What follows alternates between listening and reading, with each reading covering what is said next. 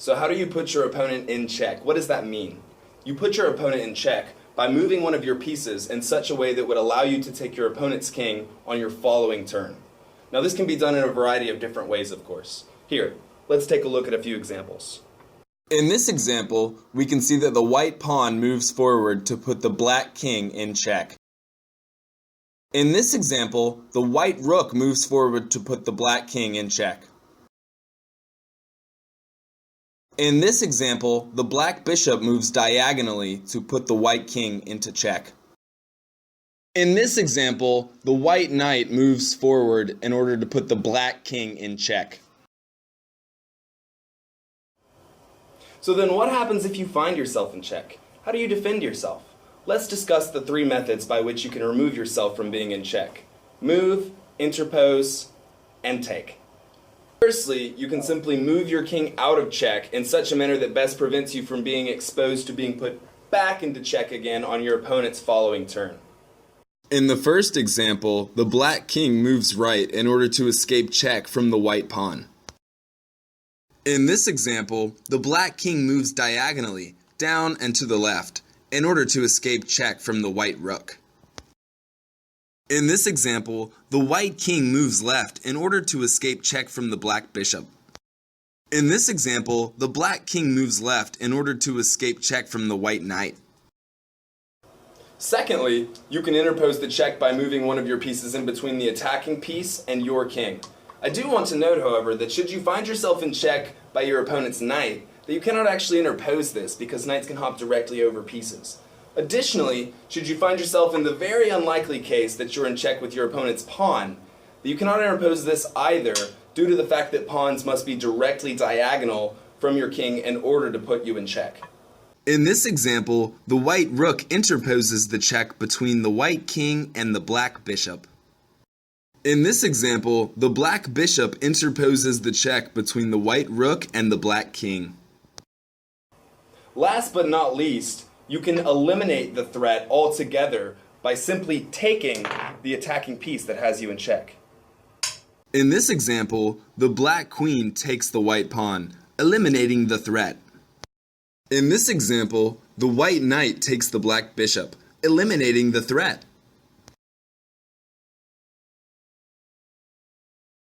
In this example, we are going to practice evading check using formal notation. Bear with me here. The white bishop is located at d3. The white bishop is putting the black king in check. Could you use the pawn at f6 to block this check? No, I'm afraid you couldn't. That would open you up to check from another side, so it's illegal. The interpose technique uses in f5, knight to f5. The move uses kg5 and kh5, king to g5 or h5. There is no opportunity to use the take technique in this board setup. In this example, the white bishop is located at g6 and is putting the black king into check.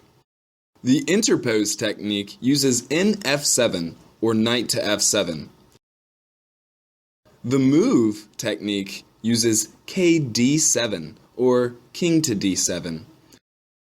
The take technique uses g6 or pawn to g6. In this example, the white bishop is located at c4. The white bishop is putting the black king in check. The interpose technique uses rf7 or rook to f7. Also, you could potentially use d5, pawn to d5. The move technique uses kh8 or king to h8. The take technique uses bc4 or bishop to c4. In this example, the white queen is located at d6. The white queen is putting the black king in check. The interpose technique uses qc6 or queen to c6. The move technique uses KA7 or king to A7. Also, you could potentially use KA5, king to A5. The take technique uses ND6 or knight to D6. Take a brief moment to look at the current board setup and determine which piece is putting the black king in check. If you decided that the white pawn is putting the black king in check, then you were right. How do you think that the player on top would defend him or herself from this check? There are 3 different options. Firstly, the black rook can simply take the white pawn. Secondly, the black queen can take the white pawn. Lastly, the black king can move out of check altogether. There are 6 different locations that the black king can choose to move in order to escape check. I want to point out again that in this situation, we need to consider that the white pawn cannot be interposed no matter what because it is directly diagonal to the black king. This is what I was referring to earlier when I said that it's feasibly impossible. Additionally, I think that I should note that the black king couldn't take the white pawn to escape check either, because that would put the black king in check again with the white queen. Take a brief moment to look at the current board setup and determine which piece is putting the black king in check. If you decided that the white queen is putting the black king in check, then you were right. How do you think that the player on top would defend him or herself from this check? There are 4 different options. Firstly, the black rook can take the white queen, eliminating the threat altogether. Secondly, the black queen can interpose the white queen. If the player on top decides to do this, however, he or she would be sacrificing their queen in order to evade check. Thirdly, the black king can move out of check. If the player on top decides to move the king out of check, then no harm is done to either player, but the player on top lost the opportunity to take the white queen. Lastly, the player on top can interpose the check using the black bishop. As previously mentioned, this would eliminate the check, but it would also eliminate the opportunity to go on the offensive and potentially fight for the middle of the board, which is a fundamental strategy in chess. The white rook moves over 1 space to the right, putting the black king into check. There are a couple of methods that the player on top can use to remove him or herself from check here. Take a brief look at this example to familiarize yourself with the current board setup. Firstly, the player on top can interpose the check.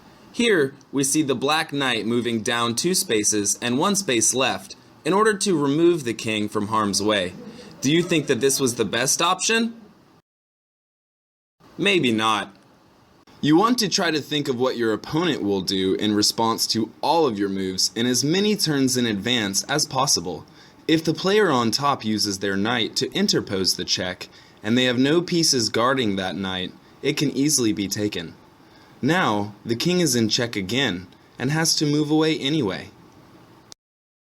Let's rewind back to the initial check and look at what happens if the player on top chooses to move from the beginning. Here, we see the black king move 1 space to the left. I think that this is a much better move for this scenario. However, it may still not be the best move.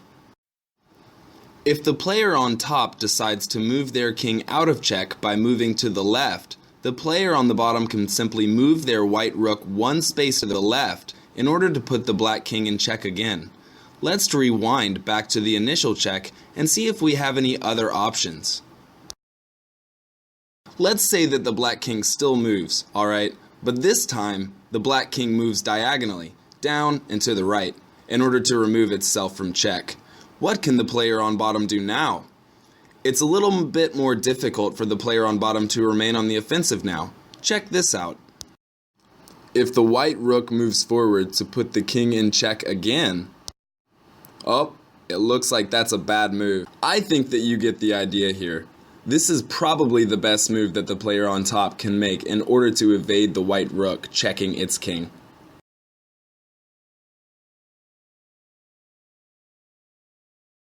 I want to thank you all for watching. I hope that you found this video to be both helpful and very informative. Let me throw out some cool information before I wrap this up. The ancient Persians invented the concept of check about 1,300 years ago. Long ago, when chess originated, players would capture the king in order to win the game. The Persians decided that it was preferable to warn your opponent as a courtesy when you put them into check. Although this is considered traditional, it is actually not required, and it is often suggested against, because you and your opponent should always be watching for this phenomenon anyway.